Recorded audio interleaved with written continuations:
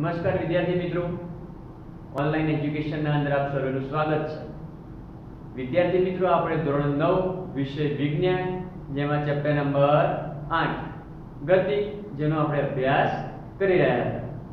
વિદ્યાર્થી મિત્રો, આપણે અગાઉના લેક્ચરના અંદર વેગ અને સરેરાશ વેગ વિશે માહિતી મેળવી.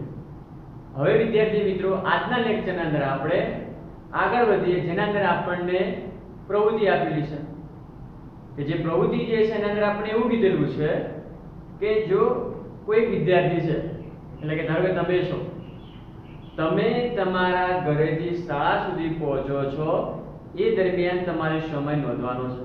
હાલ તો જો કે તમારે રજાઓ છે, પરંતુ ધારો કે તમારે સ્કૂલ ચાલુ થઈ અથવા તો હવે સ્કૂલ ચાલુ થાય છે, સમયગાળા દરમિયાન તમારે શું કરવાનું છે? તમારા ઘરેથી તમારા શાળા સુધી પહોંચતા તમને કેટલો સમય લાગે છે એ સમય તમારે શું કરવાનો છે? નોંધવાનો છે. ત્યારબાદ આપણે એવું કીધેલું છે કે એ વિદ્યાર્થી જે છે એમને શાળાએથી સ્કૂલે પહોંચવા માટે જેની સરેરાશ ઝડપ જે છે એ કેટલી આપે છે આપણને? તો કે 4 કિલોમીટર પ્રતિ અવર. તો હવે વિદ્યાર્થી 4 કિલોમીટર પ્રતિ અવરની ઝડપથી ઘરેથી શાળા સુધી પહોંચે છે, તો એ સમયગાળા દરમિયાન એને કેટલું અંતર કાપ્યું હશે, જે આપણે શોધવાનું છે. પ્રવૃત્તિના અંદર આપણે શું કીધું છે કે વિદ્યાર્થીએ કેટલું અંતર કાપ્યું હશે એ આપણે શોધવાનું છે. તો હવે જે પ્રવૃત્તિ જે છે એના અંદર આપણે જોવા જઈએ તો કે વિદ્યાર્થીને લાગતો સમય આપણે નોંધવાનો છે. પણ હવે દરેક વિદ્યાર્થીને લાગતો સમય એક સમાન હોઈ શકે? તો કે ના. કેમ? તો કે દરેક વિદ્યાર્થી જે છે અલગ અલગ સ્થાનેથી આવતા હશે. કે દરેક વિદ્યાર્થીના ઘર એક સ્થાને હોઈ શકે નહીં. તો કે ઘણા વિદ્યાર્થીઓ છે બસના અંદર મુસાફરી કરતા હશે, અમુક પોતાના પર્સનલ વ્હીકલ લઈને આવતા હશે, અમુક વિદ્યાર્થી સાયકલ લઈને આવતા હશે, અમુક વિદ્યાર્થી ચાલીને આવતા હશે. અથવા તો કે જે વિદ્યાર્થીના ઘર નજીક હશે એમને સ્કૂલે પહોંચતા ઓછો સમય લાગશે, અને જે વિદ્યાર્થીનું ઘર સ્કૂલથી દૂર હશે એમને સ્કૂલે પહોંચતા વધુ સમય લાગતો હશે. કે તો અહીંયા આપણે સમય કયો નોંધવાનો છે? તો કે દરેક વિદ્યાર્થીને જે સમયગાળો લાગતો હોય તે. પરંતુ અહીંયા આગળ આપણે ઓલ ઓવર જોવા જઈએ તો કે દરેક વિદ્યાર્થીને ધ્યાનમાં રાખીને કે દરેક કોઈ પણ એક વિદ્યાર્થી છે એને ઘરેથી સ્કૂલે પહોંચવા માટે કેટલો સમય લાગે છે? તો કે 15 મિનિટનો સમયગાળો લાગે છે. કેટલો સમયગાળો લાગે છે? 15 મિનિટ. આપણે એવરેજ લઈ લીધી વિદ્યાર્થીને કે 15 મિનિટ એને ઘરેથી સ્કૂલે પહોંચતા લાગે છે. તો હવે એને કેટલું અંતર કાપ્યું છે આપણે શોધવાનું છે. તો આપણે હવે કેટલું અંતર કાપ્યું છે ગણતરી કરીએ. તો કે આપણે સૌપ્રથમ આપણી જે પ્રવૃત્તિ છે, પ્રવૃત્તિ જેના અંદર આપણને કીધું છે વિદ્યાર્થીની સરેરાશ ઝડપ આપણને કેટલી કીધી છે? 4 કિલોમીટર પ્રતિ અવર. ત્યારબાદ આપણે વિદ્યાર્થીને લાગતો સમય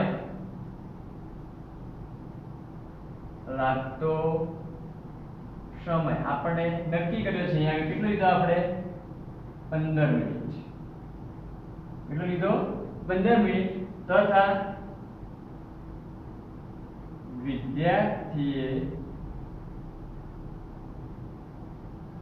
ઘરથી શાળા સુધી કાપેલ અંતર, જે આપણે શું કરવાનું છે? શોધવાનું છે.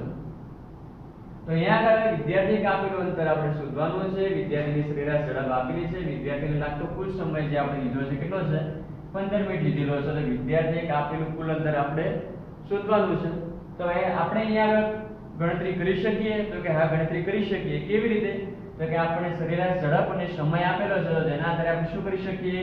વિદ્યાર્થીએ કાપેલું અંતર શોધી શકીએ. તો હવે કેવી રીતે ગણતરી કરી શકાય? તો આપણી પાસે સૂત્ર છે એનું. તો શું આવશે?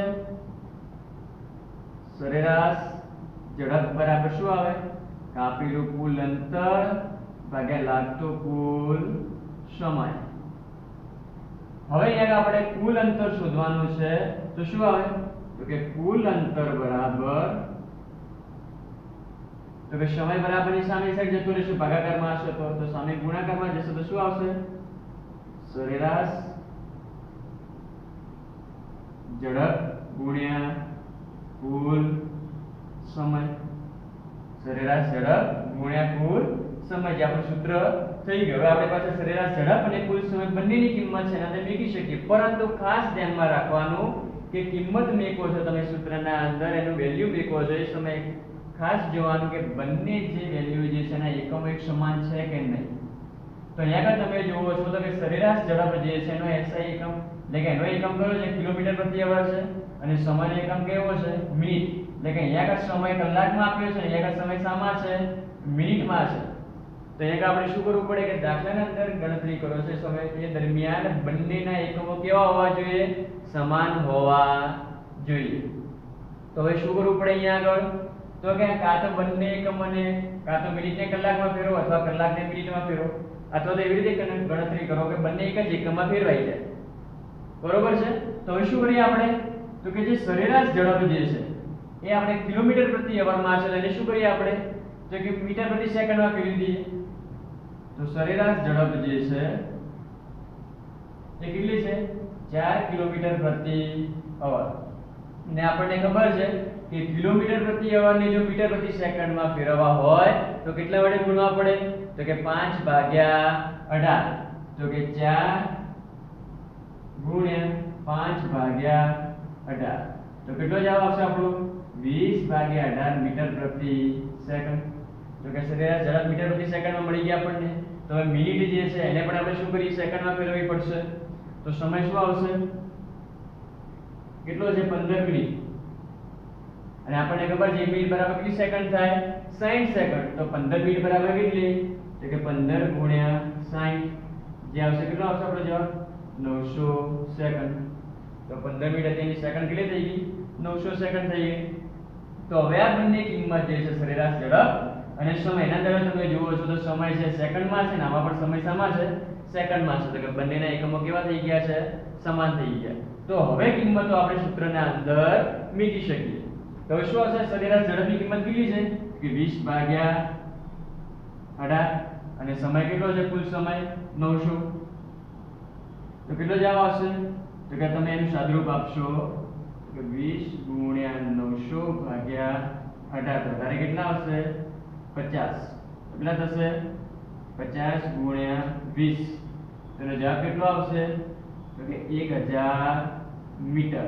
આ શું મળી ગયું આપણે કે આપેલું કુલ અંતર કેટલું મળ્યું 1000 મીટર ને એને કિલોમીટરમાં ફેરવો તો ફેરવી શકાય. તો કે આપણને ખબર છે કે 1000 મીટર બરાબર કેટલા કિલોમીટર થાય તો કે 1 કિલોમીટર થશે. તો એમાં કેટલા આવશે 1 કિલોમીટર પણ લખી શકાશે. તો અહીંયા આપણે કુલ અંતર શોધ્યું કે s બરાબર કેટલા છે કે 1000 મીટર એટલે કે 1 કિલોમીટર. તો આપણે શું મળે 1 કિલોમીટર અંતર એ કોનું અંતર છે તો કે જે વિદ્યાર્થી છે વિદ્યાર્થીના ઘરથી ને શાળા સુધીનું અંતર કેટલું થઈ ગયું તો કે 1 કિલોમીટર. કેટલું થઈ ગયું 1 કિલોમીટર. પરંતુ આપણને એવું પૂછવામાં આવે કે વિદ્યાર્થીના ઘરથી શાળા અને શાળાથી પાછળના ઘરનું અંતર કેટલું થાય તો આપણી પાસે અંતર છે કે ઘરથી શાળાનું અંતર 1 કિલોમીટર છે તો પાછું શાળાથી ઘરનું અંતર પણ કેટલું થાય 1 કિલોમીટર જ થશે. તો કુલ ઘરથી શાળા અને શાળાથી ઘરનું અંતર કેટલું થઈ જશે તો કે 2 કિલોમીટર. આપણે અલગ અલગ રીતે પ્રશ્ન પૂછો તો પૂછી શકે. આનો આ જ પ્રશ્ન પણ અહીંયા તમારો સમય બદલાઈ જાય 15 મિનિટની જગ્યાએ 30 મિનિટ થઈ જશે અથવા 1 કલાક આપી દે તમને. બરોબર છે. તો અહીંયા જો સમય બદલાય તો પણ વિદ્યાર્થી છે એના ઘરથી અને શાળાનું અંતર પણ શું થશે અહીંયા આગળ બદલાશે. એટલે કે આપણી પાસે જો સમય અને વિદ્યાર્થીની ઝડપ હોય તો આપણે શું કરી શકીએ એનું અંતર શોધી શકીએ છીએ.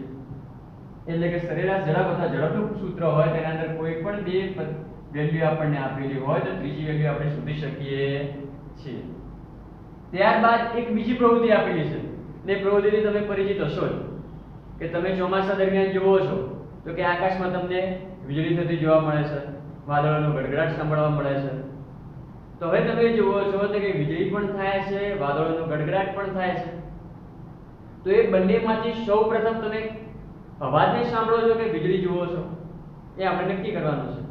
તો કે તમે ખબર હશે કે તમે જુઓ છો સૌપ્રથમ તો તમને વીજળી દેખાય છે અને ત્યારબાદ શું થાય છે તમને કે વાદળોનો ગડગડાટ સંભળાય છે. તો અહીંયા આપણને એમ થાય છે કે વીજળી અને વાદળોનો ગડગડાટ સાથે થતો હોય તો વીજળી આપણને પહેલા દેખાય છે, વાદળોનો ગડગડાટ જે છે આપણને પાછળથી એનો અવાજ સંભળાય છે, એની ધ્વનિ છે આપણને પાછળથી સંભળાય છે. એનું શું રીઝન હોઈ શકે? તો અહીંયા આગળ આપણે ખાસ સમજવાનું છે કે જે વીજળી થાય છે એ વીજળી જે છે એ શું છે? પ્રકાશ છે. અને વીજળી છે પ્રકાશ જે છે એનો પ્રકાશનો વેગ શું હોય? તો કે ધ્વનિ એટલે કે અવાજનો જે વેગ જે છે એના કરતા પ્રકાશનો વેગ કેવો હોય છે? વધુ હોય છે. કેવો હોય છે? વધુ હોય છે. માટે પ્રકાશ એટલે કે વીજળી જે છે આપણને પહેલા દેખાય છે અને એનો વાદળોનો જે ગડગડાટ જે છે આપણને પાછળથી સંભળાય છે. તો હવે વાદળોનો જે ગડગડાટ છે આપણને પાછળથી સંભળાય છે, તો એના આધારે આપણે શું કરી શકીએ? તો કે એ જે વાદળોનો ગડગડાટ છે આપણા સુધી પહોંચે છે, તો એના આધારે આપણે પણ શું કરી શકીએ? તો કે એ જે વીજળી છે એટલે કે વાદળોનો ગડગડાટ છે એ પૃથ્વીથી કેટલી ઊંચાઈ પર થતો હશે એ આપણે અંતર શોધી શકીએ. તો કેવી રીતે? તો અહીંયા આપણે પ્રવૃત્તિ દ્વારા જોઈએ. પ્રવૃત્તિ નંબર 2. હવે અહીંયા આગળ તમે જુઓ છો તો કે ધારો કે આ પૃથ્વી છે અને ઉપર શું છે? આપણું આકાશ. હવે તમે જુઓ છો તો કે તમને અહીંયા આગળ વાદળો દેખાય છે. તો તમે જુઓ છો અહીંયા આગળ તમને વીજળી દેખાય છે અને વીજળી તમને કેવી દેખાય છે? તો કે વાદળોના અંદર જે ગડગડાટ થાય છે એના કરતા તમને વીજળી ઝડપથી દેખાય છે. એટલે કે પ્રકાશનો વેગ જે કેવો છે? વધારે છે. તો કે પ્રકાશનો વેગ કેટલો છે? પ્રકાશનો વેગ જે છે કેટલો છે? તો કે 3 × 10⁸ મીટર પ્રતિ સેકન્ડ. કેટલો છે પ્રકાશનો વેગ? કે 3 × 10⁸ મીટર પ્રતિ સેકન્ડ, જે ખૂબ જ વધુ છે. જ્યારે ધ્વનિનો વેગ કેટલો છે? 346 મીટર પ્રતિ સેકન્ડ. હવામાં એ પણ કેવો? હવામાં ધ્વનિનો વેગ કેટલો છે? 346 મીટર પ્રતિ સેકન્ડ. તો અહીંયા તમે જુઓ છો કે પ્રકાશના વેગની સાપેક્ષે ધ્વનિનો જે વેગ જે છે એ કેટલો છે? તો કે ખૂબ જ ઓછો કહી શકાય. માટે અહીંયા આપણે કહી શકીએ કે વીજળી જે છે આપણને પહેલા દેખાય છે, જ્યારે વાદળોનો જે ગડગડાટ છે આપણને પાછળથી સંભળાય છે. તો હવે ધારો કે તમે સ્ટોપવોચ અથવા તો તમારી જે કાંટા ઘડિયાળ છે એના અંદર સ્ટોપવોચ આવતી છે, તમે એને તમારી પાસે રાખવાની અને શું કરવાનું કે જ્યારે વીજળી થાય છે ત્યારથી લઈ અને વાદળોનો જે ગડગડાટ જે છે એનો અવાજ તમારા સુધી પહોંચે છે એ સમયગાળો તમારે નોંધવાનો. એ સમયગાળો શું કરવાનો છે? તમારે નોંધવાનો છે. તો વીજળી થાય છે ત્યાંથી લઈને જે ગડગડાટ જે છે ઉત્પન્ન થાય છે તમને સંભળાય છે ત્યારનો સમયગાળો આપણે લઈ લઈએ 2 સેકન્ડ. સ્ટોપવોચની મદદથી આપણે માપી દઈએ. આપણને કેટલો મળે છે સમયગાળો? 2 સેકન્ડ મળે છે. સમય આપણે માપ્યો કેટલો? 2 સેકન્ડ. હવે આપણને ખબર છે કે વાદળોને જે વીજળી થાય છે ત્યાંથી લઈ અને વાદળોનો ગડગડાટ આપણા સુધી સંભળાય છે ત્યાંથી અહીંયા સુધી એ સમયગાળો છે 2 સેકન્ડ. હવે આપણને ખબર છે કે એ જે ધ્વનિ છે એ અવાજ જે છે અવાજ આપણા સુધી પહોંચે છે એ અવાજની ઝડપ કેટલી છે? તો એક આપણને આપેલું છે એનો વેગ કેટલો છે? 346. જે શું છે? વાદળોનો ગડગડાટ. વાદળોનો ગડગડાટ છે. ના શું છે? વીજળીનો વેગ અથવા વીજળીની ઝડપ. તો અહીંયા તમે જુઓ છો તો કે તમારી પાસે ઝડપ પણ છે અને સમય છે. તો હવે એ અંતર કેટલું આપતું હશે ધ્વનિ એ શોધી શકાય. તો આપણે એ નક્કી કરી શકીએ કે પૃથ્વીથી એ ગડગડાટ અથવા તો વીજળી કેટલા અંતરે થઈ હશે એ આપણે નક્કી કરી શકીએ. એ પણ કયું? તો કે સૌથી નજીકની, પૃથ્વીથી સૌથી નજીકની થતી વીજળી આપણે માપી શકીએ. કે તો કે તમે જુઓ છો કે વાદળોનો ગડગડાટ છે અમુક સમય સુધી ચાલતો હોય છે. ઘણી વખત થોડો સમય પૂરતો પણ હોય છે અથવા તો અમુક વખત શું હોય છે લાંબા સમય સુધી પણ ચાલે છે. પરંતુ આપણે કયો સમય માપવાનો છે? તમને જે અવાજ સંભળાય શરૂઆતમાં તેટલો જ સમય માપવાનો છે. એટલે કે સૌથી નજીક વીજળી થઈ હશે એનો અવાજ તમને સૌથી ઝડપથી સંભળાશે. એટલે કે જે અંતર આપણે શોધીશું એ પણ કેવું મળશે આપણને? કે પૃથ્વીથી સૌથી નજીક વીજળી થઈ હશે અથવા જે ગડગડાટ થયો હશે તે અંતર આપણને મળશે. તો અહીંયા આપણે અંતર બરાબર શું આવે? કે ઝડપ ગુણ્યા સમય. તો વાદળોનો ગડગડાટ છે એની ઝડપ કેટલી છે? તો કે 346 મીટર પ્રતિ સેકન્ડ. તો ઝડપ કેટલી આવી? 346. અને સમય કેટલો આવશે એનો? તો કે એનો સમય કેટલો છે? 2 સેકન્ડ. કેટલો છે? 2 સેકન્ડ. તો કેટલું આવે 346 ગુણ્યા 2 કેટલા થશે 692 મીટર। એટલે કે વીજળી જે છે તો વાદળોનો ગડગડાટ છે પૃથ્વીથી કેટલા મીટરની ઊંચાઈ પર થયો હશે 692 મીટરની ઊંચાઈ સુધી થયો હશે। ક્લિયર અહીંયા સુધી? તો અહીંયા આગળ જે ધ્વનિનો વેગ જે છે આપણે ઝડપ જે લીધી છે એ વેગ અહીંયા આગળ લઈએ આપણે કે વેગ ગુણ્યા સમય। ક્લિયર અહીંયા સુધી? અને બીજી વસ્તુ ખાસ કે અહીંયા આગળ અંતર જે વેગ છે તો અહીંયા આગળ શું આવે સ્થાનાંતર ના હોવું જોઈએ। આપણા મનમાં થશે તમને કે વેગનું સૂત્ર શું હતું વેગ બરાબર સ્થાનાંતર ભાગ્યા સમય। તો તમને હવે થશે કે સ્થાનાંતર ના હોવું જોઈએ અહીંયા અંતરની જગ્યાએ, પરંતુ અહીંયા આગળ જે વીજળીનો ગડગડાટ છે ઉપરથી નીચે સુધી જ આવે છે, એટલે કે એને જે સ્થાનાંતર કર્યું એટલું જ એને અંતર કાપ્યું હશે। માટે સ્થાનાંતર અને અંતર કેવા મળે છે અહીંયા આગળ સમાન મળે છે, એટલે કે એને જેટલું અંતર કાપ્યું છે એ જેનું શું થશે સ્થાનાંતર થાય છે। માટે અહીંયા અંતર અને સ્થાનાંતર બંને મૂલ્ય કેવા હોય છે સમાન મળે છે। માટે અહીંયા આપણે અંતર લખ્યું છે।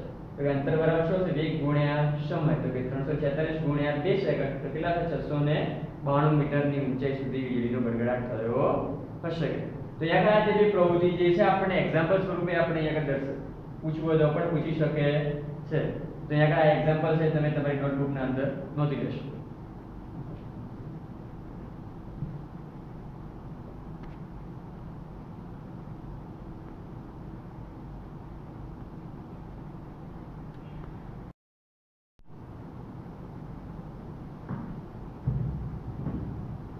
હવે વિદ્યાર્થી મિત્રો તો તમને હવે એટલું તો ગણતરી કરતા આવડી જ ગઈ હશે। તમારી જાતે તમારે ઘરે ગણતરી કરવી હોય કે તમારી ઘરેથી તમારી સ્કૂલ સુધીનું જે અંતર છે કેટલું છે, ત્યારબાદ આકાશમાં જે વીજળી થાય છે એનો જે વાદળોનો જે ગડગડાટ આપણને સંભળાય છે એ કેટલી ઊંચાઈ સુધી થાય છે એ પણ આપણે ગણતરી કરવું તો અહીંયા ગણતરી કરી શકીએ છીએ। હવે તમને એ ગણતરી કરતા આવડશે, જેમ કે આપણે હમણાં જ ઉદાહરણના અંદર જોયું। હવે એવા જ આપણે એક એક્ઝામ્પલ જોઈએ। આગળ એક એક્ઝામ્પલ છે અહીંયા આગળ કે એના અંદર આપણને કીધું છે કે એક પ્રયોગ દરમિયાન અવકાશયાનમાંથી એક સિગ્નલને પૃથ્વી પરના સ્ટેશન સુધી પહોંચતા 5 મિનિટ જેટલો સમય લાગે છે। પૃથ્વી પરના સ્ટેશનથી અવકાશયાનનું અંતર કેટલું હશે? સિગ્નલનો વેગ પ્રકાશના વેગ જેટલો જ, એટલે 3 × 10⁸ મીટર પ્રતિ સેકન્ડ છે। હવે આપણે શું કીધું છે કે અવકાશયાન, આપણને ખબર છે અવકાશયાન શા માટે વપરાય છે। અવકાશી આપણે સાયન્ટિસ્ટ ખબર છે અવકાશના અંદર શું કરે છે તો કે રિસર્ચ માટે જાય છે અથવા કોઈ બીજા અવકાશ સ્ટેશન જે છે ત્યાં સુધી પહોંચવા માટે, તો કે અવકાશયાનનો ઉપયોગ થાય છે અવકાશી મુસાફરી માટે। તો કે એ અવકાશયાનમાંથી એટલે કે અવકાશમાં જે રહેલું અવકાશયાન છે ત્યાંથી પૃથ્વી સુધી જે સંદેશો પહોંચાડવામાં આવે છે એ સંદેશો પહોંચતા કેટલો સમય લાગે છે 5 મિનિટ જેટલો સમય લાગે છે। અને એ જે અવકાશયાન છે એ અવકાશયાનની પૃથ્વી ઉપર જે અંતર જે છે એ અંતર આપણને કેટલું કીધું છે તો કે પ્રકાશનો વેગ જે છે એના જેટલો છે, એટલે કે 3 × 10⁸ મીટર પ્રતિ સેકન્ડ। તો એક આપણે બે માહિતી આપેલું છે। શું આપેલી છે? એક તો કે સમય લાગતો કુલ સમય આપણને આપેલો છે, કેટલો આપ્યો છે 5 મિનિટ। અને આપણે બીજું શું આપ્યું છે અંતર, શું આપ્યું છે અંતર, એ પણ કેટલું પ્રકાશના વેગ। હવે પ્રકાશનો વેગ કેટલો છે તો કે 3 × 10⁸ મીટર પ્રતિ સેકન્ડ। હવે આપણે શું કરવાનું છે અહીંયા આગળ તો કે સોરી આપણે અંતર નથી આપ્યું, આગળ પદાર્થનો વેગ આપ્યો છે, વેગ આપ્યો છે અને અંતર શું કરવાનું છે આપણે શોધવાનું છે કે કેટલું અંતર કાપ્યું છે। એ સંદેશો પહોંચતા લાગતો વેગ આપણને આપેલો છે, અંતર શું કરવાનું છે શોધવાનું છે, એટલે કે કેટલી ઊંચાઈથી એ સંદેશો અહીંયા પૃથ્વી સુધી પહોંચ્યો હશે। તો કે આપણે અંતર શોધવાનું હોય તો સૌપ્રથમ આપણે શું કરવું પડે અહીંયા આગળ તો કે આપણે ખાસ એ વસ્તુ ધ્યાનમાં રાખવાની કે આપણે કે જે પણ માહિતી આપે છે બધા એકમેક સમાન હોવા જોઈએ। તો આગળ તમે જુઓ છો તો કે વેગ જે છે મીટર પ્રતિ સેકન્ડમાં છે અને બીજું સમય શામાં છે મિનિટમાં છે, એટલે કે આગળ સેકન્ડમાં સમય છે આગળ મિનિટમાં સમય છે।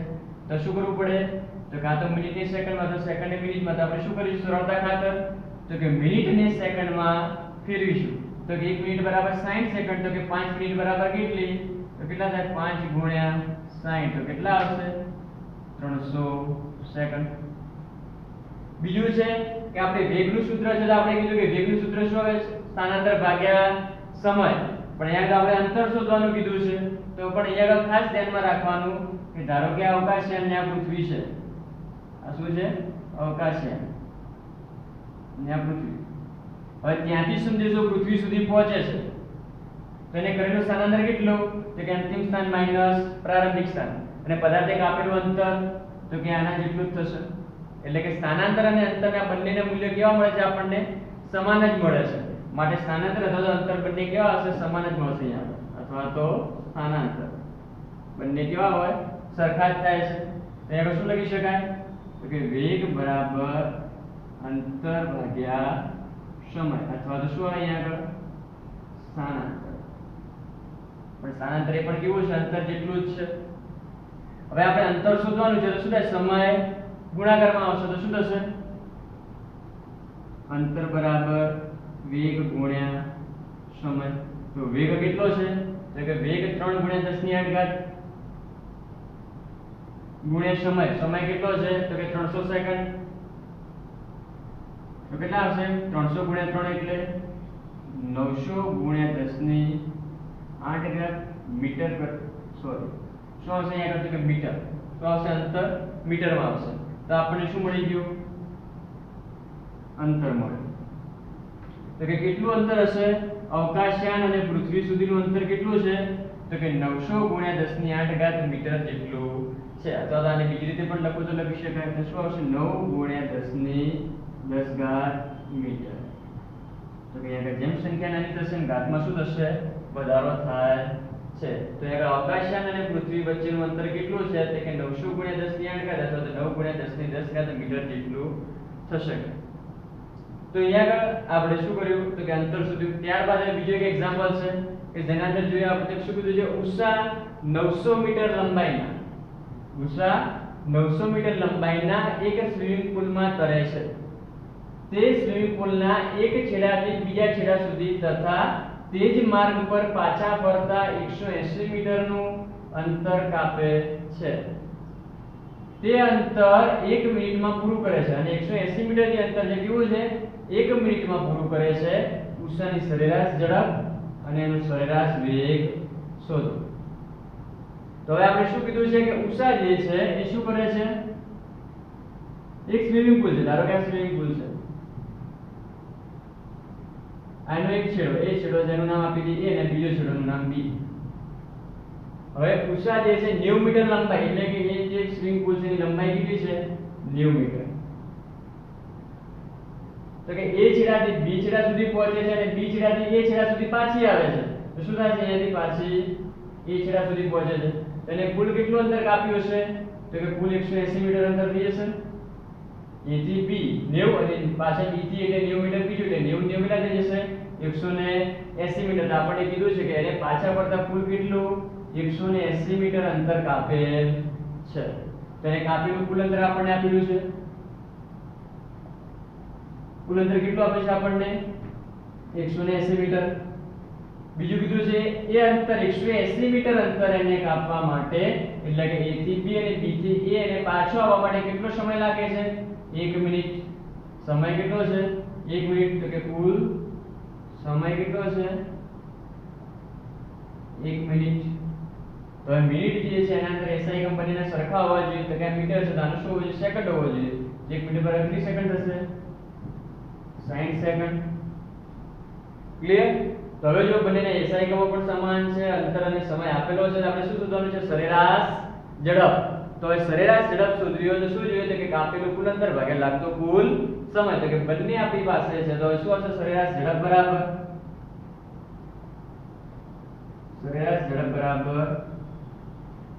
કુલ અંતર ભાગ્યા લાગતો કુલ સમય. તો કુલ અંતર કેટલું છે? 180 મીટર અને લાગતો સમય કુલ કેટલો? 60. તો કેટલું આવશે? 3 મીટર પ્રતિ સેકન્ડ.